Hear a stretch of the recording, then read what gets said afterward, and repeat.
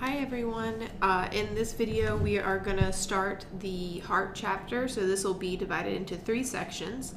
And so in this first section we'll do a general overview. We'll talk about the histology of the heart and cardiac action potentials, and then I'll take you through the blood flow through the heart. All right, so that will be in this first video.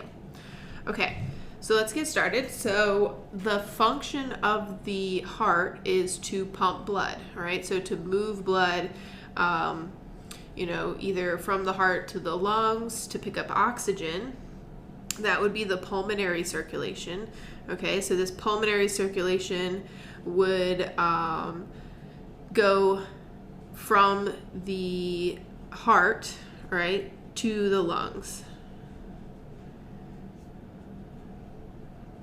Okay, and so it's going to involve deoxygenated blood coming from the body that's needs to pick up oxygen from the lungs. Okay, so it's going to go to the lungs, pick up oxygen, and be returned to the heart, where it can then be sent out to the body. Okay, so then the systemic circulation is going to go to the body. All right, and when we go through the blood flow through the heart, we'll kind of talk about each part. So typically, the right side of the heart is going to be the pulmonary circulation. All right, it's going to receive blood from the body that's deoxygenated, and it's going to send that to the lungs to pick up oxygen. Versus the left side of the heart is going to be important for the systemic circulation. It's going to receive that blood from the lungs, and it's going to send it out to the body. Okay? The heart consists of 4 chambers. So there's 2 atria. Those will be the upper 2 chambers, a left and a right atrium. And they are going to be the chambers that receive blood. All right? So they're going to receive blood. So depending on the side we're talking about, they'll either be receiving it from the lungs or from the systemic circulation, the body. But they're going to receive blood. And then we have the ventricles, which are on bottom, and they're going to be pumping blood or sending it away from the heart. All right, so they're going to push blood out. So those are the ventricles. So we have a right and a left ventricle and a right and a left atrium. Okay, and so then the location of the heart, if you remember back to ANP1 when you talked about the different body cavities, all right, the heart is located in the mediastinum, all right? So that is the cavity between the lungs. Okay, so this is the cavity between the lungs.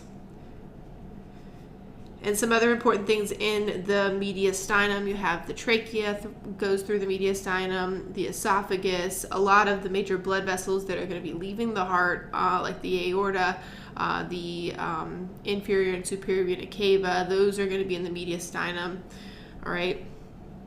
And it is directly behind the sternum, okay? And so the heart also, it's located in the mediastinum, and it sits on top of, like it actually directly sits on top of the diaphragm.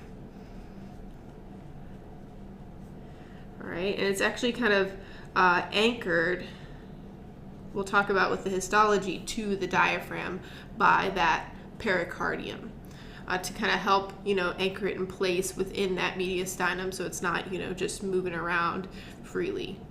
Okay? All right, so let's talk about the histology of the heart. Okay, so histology, we're referring to the covering, so that pericardium around the heart, as well as the wall of the heart itself. And then the inside of the heart has kind of a protective membrane on it as well. Okay, so let's start on the outside. So the outside of the heart is covered by the pericardium. Okay, so the pericardium is a double-walled sac around the heart. Okay, if you kind of look here in green on this bigger picture of the heart, you can see, right, we have our heart, and this pericardium is in green, all right, and so it's going to be, there's going to be kind of one wall here on top of the heart and one wall here that's kind of separated away from the heart, all right, so we have that kind of visceral and parietal aspects to that pericardium. Okay.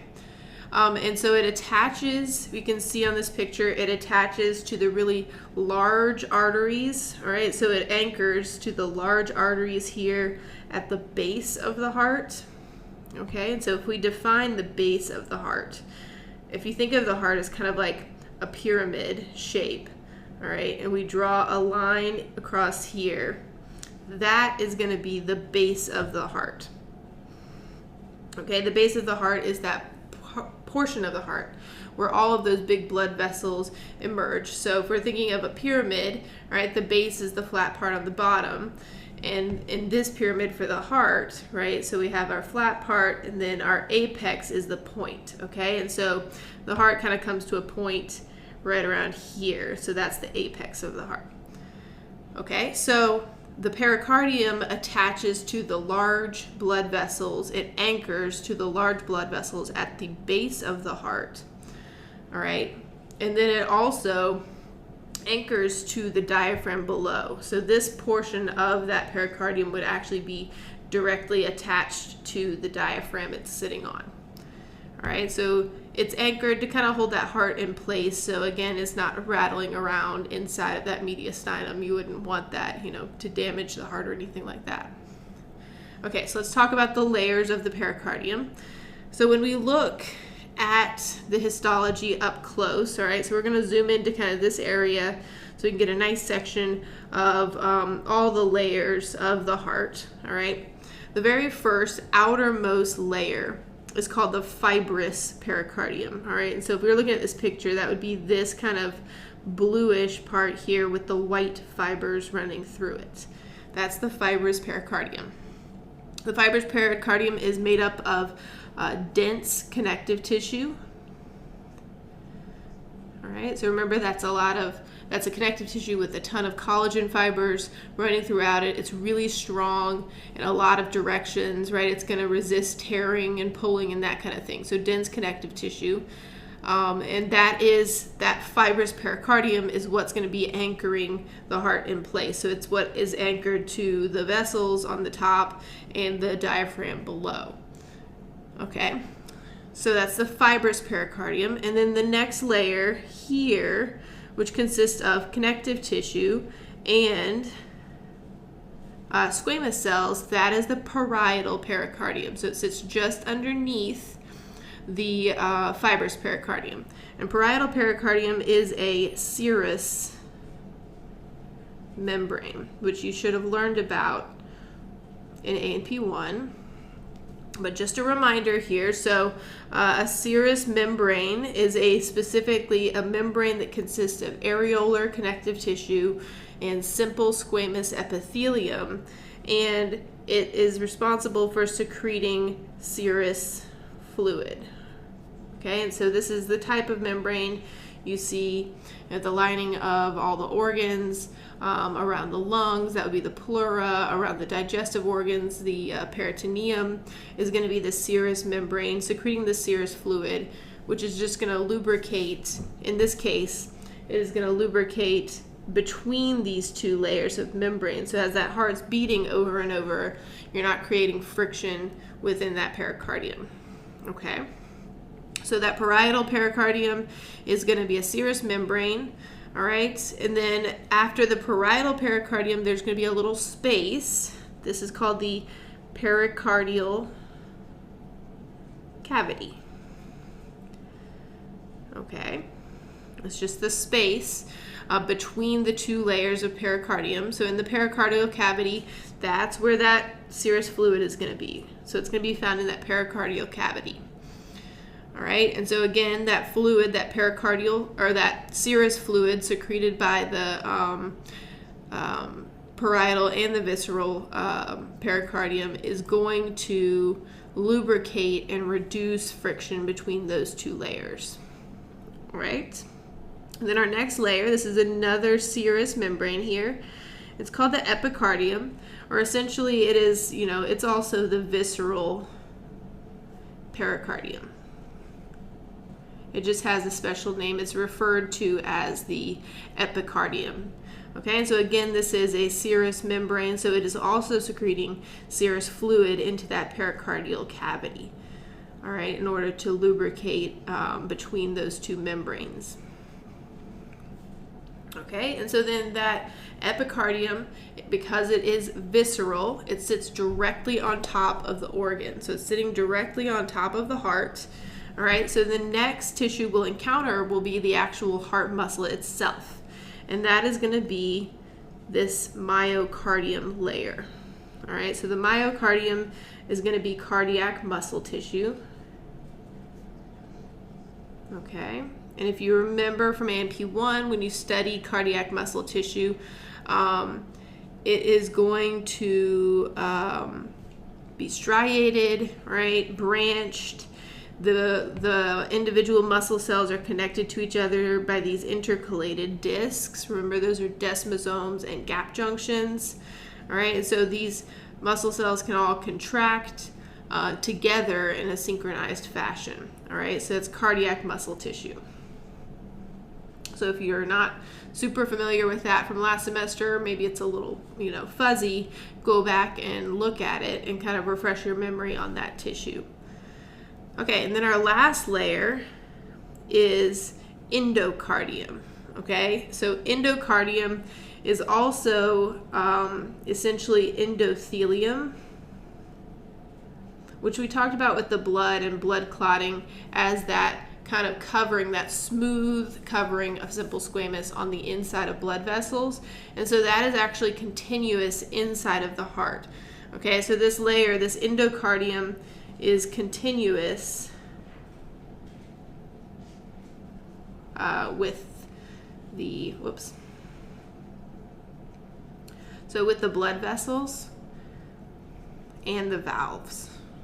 All right, so the valves inside of the heart, which we're going to look at in a little bit when we do the blood flow, the valves are going to be coated as well with this endothelium, because remember, its function is to create a completely smooth surface in the heart and in the blood vessels and on the valves so that platelets don't stick and clots don't form. All right, so this endocardium, right, which is this layer, is simple squamous. All right, so that's going to be simple squamous epithelium. And remember, its job is to prevent platelets from sticking. All right.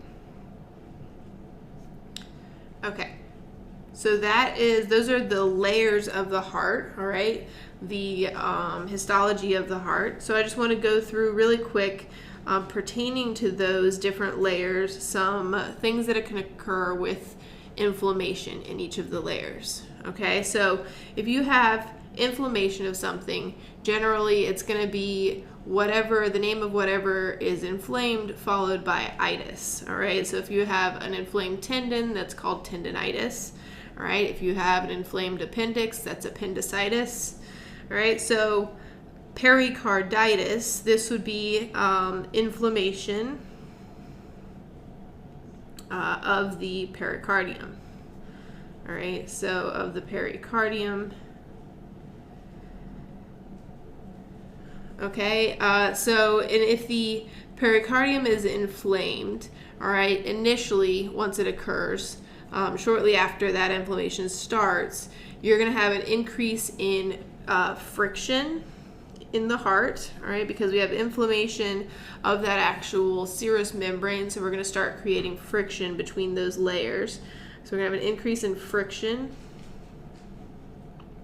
And actually, one way it can be diagnosed is doctors can frequently hear like a rubbing sound. All right, so there's an audible rub sound with pericarditis initially. All right, but if it's persistent and it's not caught early, that inflammation is going to continue and inflammatory fluid is going to be secreted. All right, so then there will be an increase in inflammatory fluid. Okay, and so that fluid is going to build up between the layers of the pericardium. All right, so inflammatory fluid between, we'll say, visceral and parietal, just so we can kind of abbreviate this. All right, so between visceral and parietal layers of the pericardium. Okay, so we would have fluid building up in here. All right, it's going to build up and build up, but remember, because we have this layer of fibrous pericardium out here that does not stretch, right? It's very, very strong. It's very fibrous. There's no give. If we start building up fluid here, it can't push out on that fibrous pericardium. So what happens is it starts putting pressure inward on the heart itself, okay? And that's where it can become very dangerous, is when that fluid starts to build up, and it's going to increase pressure on the heart itself. All right. So that's definitely a concern with pericarditis. All right. And as a result of that, when it becomes very severe, you can be concerned about what's called a cardiac tamponade. And so a cardiac tamponade is just a general term referring to a decrease in the ability of the heart to pump. All right, of the heart to beat. Okay, and so if that pressure inside from all that fluid building up is high enough, it will actually hinder and prevent the heart from being able to beat properly. And so that would be a cardiac tamponade, and that would be very, very serious. Okay, so that's pericarditis, inflammation of the pericardium. And then you can also have myocarditis. So this would be inflammation of the myocardium, or that cardiac muscle itself. Okay, so this would be where the muscle is inflamed. All right, and that will decrease the efficiency of the heart's beating. All right, so that will decrease, we'll just say let's try this again. Heart beats inefficiently. That's better. Okay. All right, so that's myocarditis. So if you're inflaming the actual muscle itself, it becomes less efficient at beating. So the heart becomes a little bit weaker and doesn't beat as strongly. All right, and then lastly, we have endocarditis. All right, so this would be inflammation of the endocardium. All right, so the endocardium is inflamed. And so then this becomes a concern with clotting, because remember, the purpose of that endocardium, which is continuous with the endothelium and the blood vessels and that covers the valves in the heart, is to prevent platelets sticking. And so if it becomes inflamed, then platelets will start to stick to it. All right, so, and you can have resulting from that valve damage. So if platelets start to stick on the valves and you end up getting scar tissue forming on the valves, that can damage those valves. All right, so valve damage and platelet sticking would follow endocarditis. So that would be a major concern, because we don't want, we talked about with clotting, you don't want those clots to form, and especially you don't want them to break free into circulation where they could become an embolism. Okay, so those are inflammation of the different layers we talked about. Now briefly, I want to talk about cardiac action potentials and compare them to the action potentials in skeletal muscle that you learned about last semester. All right, because they're different in kind of one special way. Okay, so let's kind of refresh your memory on action potentials from last semester. So with the skeletal muscle action potential, all right, this is kind of what you see. So you have this increase in voltage, all right, and then the voltage comes back down, and then there's this kind of dip, and then we kind of mellow out at threshold here, all right?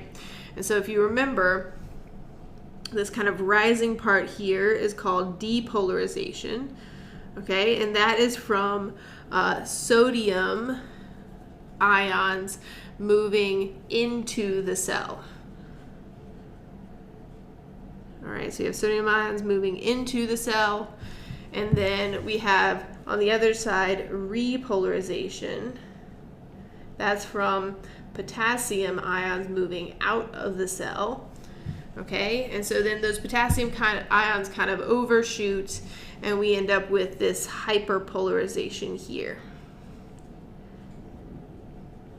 All right, so that's this little dip we see, and then we kind of stabilize at threshold here.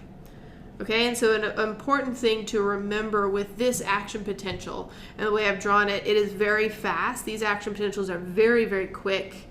All right, and the actual contraction of the skeletal muscle, which is represented by this dotted line here, follows after the action potential. All right, they don't happen at the same time. Okay, so contraction follows the action potential. Okay, and with that skeletal muscle action potential, you should have learned about a concept called the absolute refractory period. And so that absolute refractory period is the time when another action potential cannot be sent. Right? So time after an action potential when another cannot be sent. Okay, and so you may remember with our skeletal muscle, you can send action potentials very quickly back to back to the point where you get muscle contraction that is like this and it plateaus, right? Remember that was called tetanus. And that's because you have so many action potentials being sent back to back. You can cause tetanus or sustained contraction of a skeletal muscle. All right, so that's going to be different from what we're going to see in a second with cardiac muscle. Okay, so with our cardiac action potential, all right, we have still those same two kind of aspects. So we have depolarization here. Let me see, I can kind of try to match these colors up. All right, so depolarization here is going to be in the red. That is going to be still from sodium, all right, moving into the cell just like you learned last semester. And then we have repolarization here in blue, and it's kind of broken into two segments. So we have a little blue here and a little blue here, all right? So it's kind of interrupted, but it's still repolarization caused by potassium moving out of that cardiac muscle cell. Okay, so this interrupting part that is going to be very important is called the plateau. Okay, so this is the plateau. I mean, and that makes sense just by the way it looks. All right, so that's the plateau, and it is caused by calcium channels opening. All right, so these calcium channels open, causing that plateau, and it essentially, here, I'll add this here, right? So calcium channels open. All right, calcium is going to move into the cell, and this is going to prolong that depolarization. That's how it's causing that plateau, okay? So it's kind of counteracting for a short time the effect of that potassium moving out, all right? So you have calcium channels opening, and calcium is going to be moving into the cell, all right, kind of further depolarizing and causing that plateau. So this is important, and the reason we're talking about this is because with cardiac muscle cells, if we were to look at contraction of this cardiac muscle cell, it would essentially look like this. All right, so cardiac muscle contracts along with the cardiac action potential. Okay, so cardiac muscle,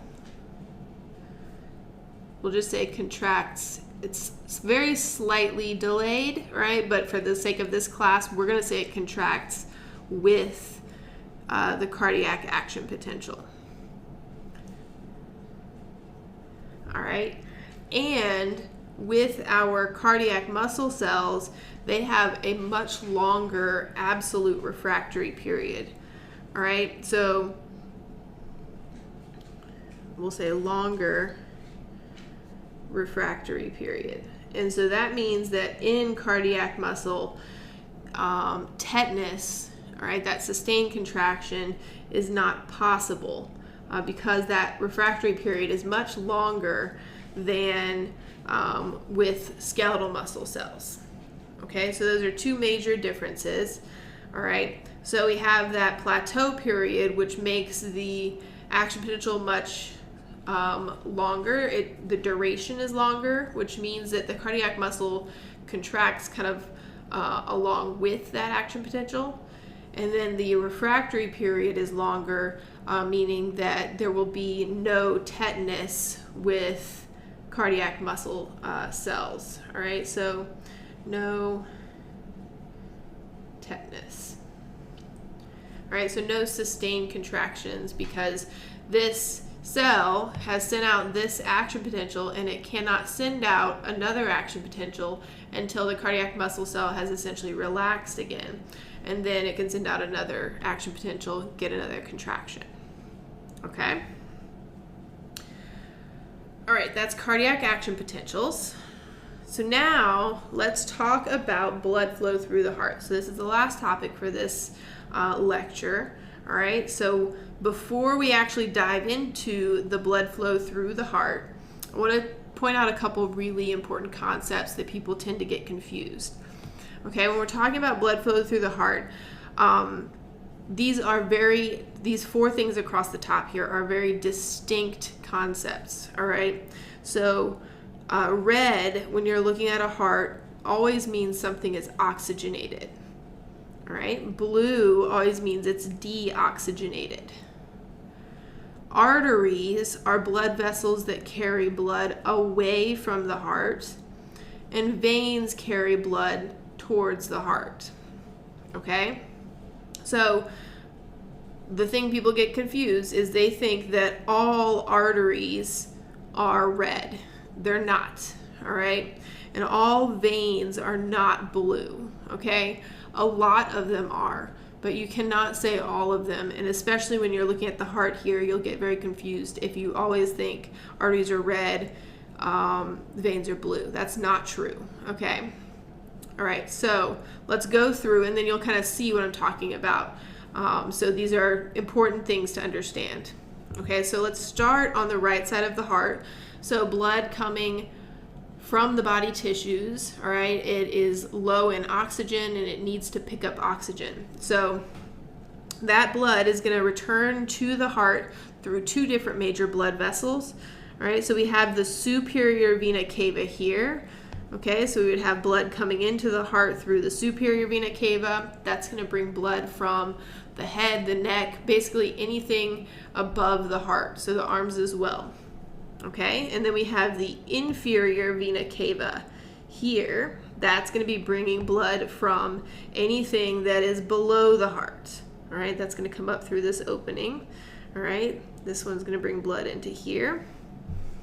And then those two are going to drain the blood into this chamber, right? Remember, a chamber is a space, a cavity in the heart, all right? And so this chamber is the right atrium, okay? So we have deoxygenated blood coming from the body to the right atrium, okay? And so then from the right atrium, that blood will then travel down into our right ventricle.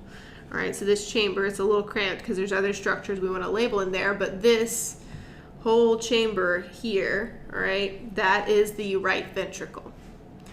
Okay, so it's going to go from the right atrium to the right ventricle through this white structure, which is called the tricuspid valve.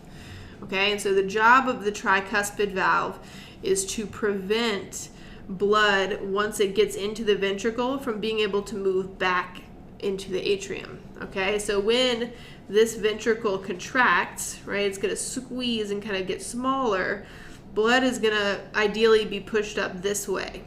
All right, it's also going to be pushed up this way, but this valve is going to close and kind of seal. So then blood will just push up against the valve like this, and it won't be able to move into the right atrium. Okay, and so one thing that helps that process are these little threads that are attached to that valve. All right, and so these little threads here are called the chordae tendineae, or the heartstrings. All right, so those chordae tendineae are kind of like little like ropes attached to sails, and so they prevent that valve when it closes. Right, so it closes nicely like this and seals, and the valve doesn't, instead fold up and flip upwards, right, like that. So these kind of little chordae tendineae kind of anchor that valve, so it can only go to the point where it can seal like this together. You don't want it to kind of flip up like an umbrella and a strong gust, right? You want it to just close off that passageway between the atrium and the ventricle. Okay, and then we also have, we'll talk about valves a little more in a minute. We also have the chordae tendineae are attached to these muscles that kind of protrude from the wall of the ventricle. Those are called the papillary muscles, right? And so they're kind of anchoring those chordae tendineae in place as well. Okay, good. So we have our blood is now in that right ventricle, all right? And then so from the right ventricle is going to flow upwards when that ventricle contracts, all right? It is going to go through this white structure, which again is another valve. All right, this particular valve is called a pulmonary semilunar valve, which I know I wrote somewhere. There it is. Okay, so this is going to be a pulmonary semilunar valve. All right, and so it also functions to prevent blood from flowing backwards. So once blood moves up through the semilunar valve, all right, it'll kind of seal behind it because it has this crescent shape, all right? And so it forms these kind of little pockets, so blood can't really fall back down, all right? So once it passes there, there's no going backwards. Okay, and so it goes through that pulmonary semilunar valve into this pulmonary trunk. All right, so this big structure is the pulmonary trunk. The pulmonary trunk branches to the left and the right to the pulmonary arteries. Okay, so that blood is going to go this way to the pulmonary artery and this way to another pulmonary artery, which actually comes out over here. Okay, so that is a pulmonary artery. And again, all right, this is a good illustration for what I was talking about. So arteries, this artery is blue because it is carrying deoxygenated blood away from the heart to the lungs. Okay, so the pulmonary artery takes blood away from the heart, it takes it to the lungs to pick up oxygen, and then these pulmonary veins here, all right, are going to bring that blood back with oxygen from the lungs. Okay, so those are the pulmonary veins. They're going to drain here into this left atrium. All right, from the left atrium, that blood is going to flow through this valve, which is the bicuspid or mitral valve. All right, it's also anchored in place by those chordae tendineae and the papillary muscles. And so then this would be our left ventricle here. All right, so that chamber. And so then from there, from that ventricle, when it contracts, all right, that is going to travel through the blood through this aortic semilunar valve. Okay, and so I'm going to kind of draw an arrow like this, and then that aorta kind of passes behind this pulmonary trunk to here. Okay, so we'll continue the blood flow kind of on the other side here. All right, and this is going to be the aorta. Okay, so from there the blood can be sent either down to, you know, whatever parts of the body need it, or we'll learn with blood vessels, it can go up, you know, through these vessels to the head and the neck and the brain. All right. So that is the blood flow through the heart. And so what I would recommend you doing is practicing this yourself. All right. Even if you just, like when I learned it, I would just draw, honestly, like a heart like this, right? Like a Valentine's Day heart, and just divide it into 4 chambers and just start going through it. You know, blood comes into, you know, the right atrium through the inferior vena cava and the superior vena cava, and then it goes through the tricuspid valve into the left ventricle, and then from there it goes through the pulmonary trunk to the lungs, the pulmonary arteries. And just do that on a piece of paper from memory as many times as you can until you just completely got it down and you understand it. Okay? So that's my recommendation for studying this process. All right, try to at the end be able to just do it from scratch without looking at anything at all. All right? Okay, so we're going to leave this here, and then I'll pick back up on our next topic. We'll talk about valves and then move on with other aspects of the heart and some of the electrical activity in the heart in the next video.